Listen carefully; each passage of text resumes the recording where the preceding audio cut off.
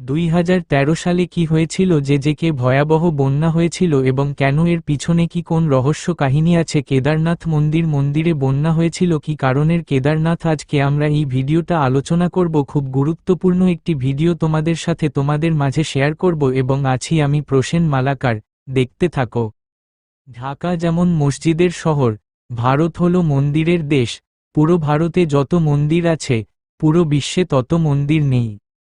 কেদারনাথ মন্দির হিন্দুদের প্রধান তীর্থস্থান, শিব মন্দির। এই মন্দির মন্দাকিনী নদীর তীরে অবস্থিত। কেদারনাথ এলাকায় প্রচণ্ড শীত পড়ে, এজন্য মন্দিরটি ছাড়া বছর খোলা থাকে না। কেদারনাথ মন্দিরে যাওয়ার জন্য কোনো সড়কপথ নেই। প্রাচীন গ্রন্থ মহাভারতে কেদারনাথ মন্দিরের উল্লেখ আছে। সমুদ্রপৃষ্ঠ থেকে 3584 মিটার উচ্চতায় অবস্থিত কেদারনাথ মন্দির। মুসলমানরা যায় মক্কা মদিনায় আর হিন্দুরা যায় কেদারনাথ। মক্কা মদিনায় যাওয়া সহজ, প্লেনে করে অতি সহজেই চলে যাওয়া যায়। কিন্তু কেদারনাথ যাওয়া ভীষণ কঠিন ব্যাপার। 2013 সালে বিধ্বংসী বন্যায় কেদারনাথ শহরের প্রচুর ক্ষতি হলেও মন্দিরের কোনো রকম ক্ষতি হয়নি। আজব ব্যাপার, পুরো শহর তছনছ হয়ে গেল, মন্দিরের কিছু হলো না। যাই হোক, এই মন্দিরটি প্রতি বছর বৈশাখ মাসে দর্শনার্থীদের জন্য খোলা হয় এবং কার্তিক মাসের প্রথম দিনে বন্ধ করে দেওয়া হয়। এই গুরুত্বপূর্ণ মন্দির দর্শনের জন্য দেশ বিদেশ থেকে লক্ষ লক্ষ তীর্থযাত্রী ও পর্যটক ভিড় করেন। মন্দির যত প্রাচীন হয় ততই সেই মন্দির নিয়ে রহস্য দানা বাঁধতে থাকে। কেদারনাথ নিয়ে খুব সুন্দর একটা মুভি আছে, মুভিটা দেখুন, ভালো লাগবে, চমৎকার মুভি। গুপ্ত যুগের শিলালিপিতে এই মন্দিরের উল্লেখ পাওয়া যায়। মহাভারতে লেখা আছে একদা পাণ্ডবরা ভগবান শিবকে তুষ্ট করার জন্য কেদারনাথ মন্দির নির্মাণ করেন। দিল্লি থেকে কেদারনাথের দূরত্ব প্রায় 466 কিলোমিটার। কেদারনাথের জন্য সরাসরি কোন রেল সুবিধা নেই। বাস বা ট্রেনে কম টাকায় দেরাদুনে পৌঁছানো যায়। এই অঞ্চলের প্রাচীন নাম ছিল কেদারখণ্ড। এখানে কেদারনাথ নামে পূজিত হয় শিব। প্রতিটা ধর্মপ্রাণ হিন্দুদের ইচ্ছা থাকে মৃত্যুর আগে একবার হলেও কেদারনাথ মন্দিরে যাওয়া। গুপ্তকাশী জেলায় অবস্থিত কেদারনাথ একাধিক পাহাড় পেরিয়ে, কখনো চোখ জুড়োনো সবুজ, কখনো উষ্ণ ঝর্ণার স্রোত আর সীমাহীন প্রাকৃতিক সৌন্দর্যের মধ্যে দিয়ে কেদারনাথ যেতে হয়।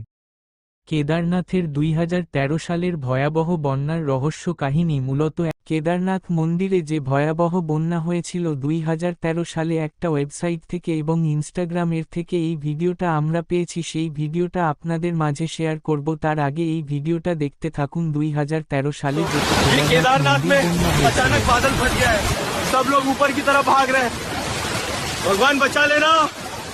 दोस्तों, ये पानी नहीं, पूरा पहाड़ नीचे आ रहा है, वो दिख रहा है वो असली है। भागो ऊपर चलो, मंदाकिनी का पानी उफान में। भगवान, ये कितना खतरनाक है, जितना सुनते थे उससे भी ज्यादा।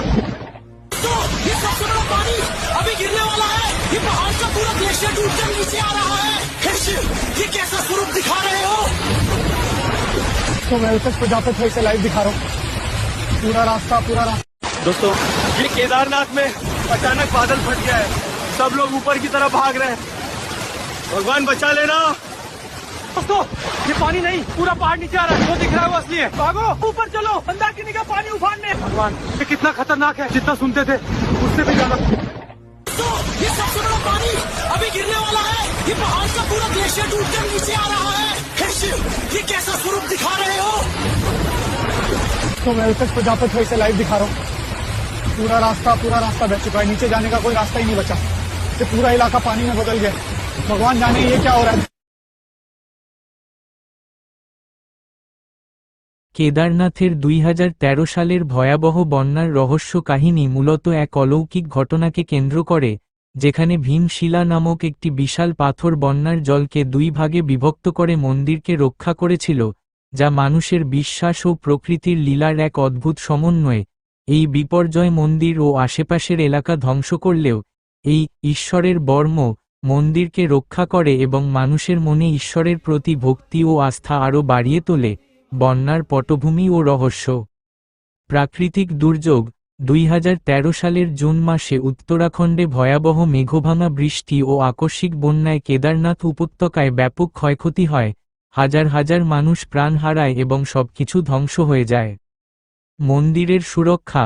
বন্যার জল যখন মন্দিরের দিকে ধেয়ে আসে তখন একটি বিশাল পাথর ভীমশিলা হঠাৎ করে বন্যার স্রোতের সামনে এসে পড়ে এই পাথরটি জলকে দুই ভাগে ভাগ করে মন্দিরের পাশ দিয়ে বয়ে যেতে বাধ্য করে, ফলে মন্দিরটি অক্ষত থাকে।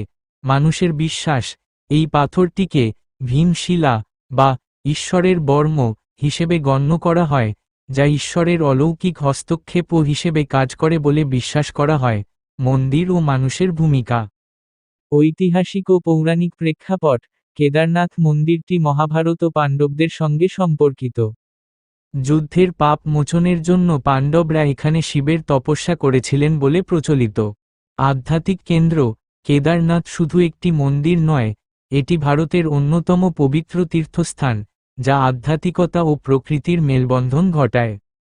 প্রকৃতির ক্রোধ ও মানুষের বিশ্বাস এই ঘটনা প্রমাণ করে যে প্রকৃতির ভয়াবহতা কতটা ভয়ঙ্কর হতে পারে, আবার একই সাথে এটি মানুষের গভীর বিশ্বাস ও ভক্তিকে দৃঢ় করে, যেখানে মানুষ এই বিপর্যয়কে ঈশ্বরের লীলা হিসেবেই দেখে এবং মন্দিরকে রক্ষা করার জন্য কৃতজ্ঞতা প্রকাশ করে।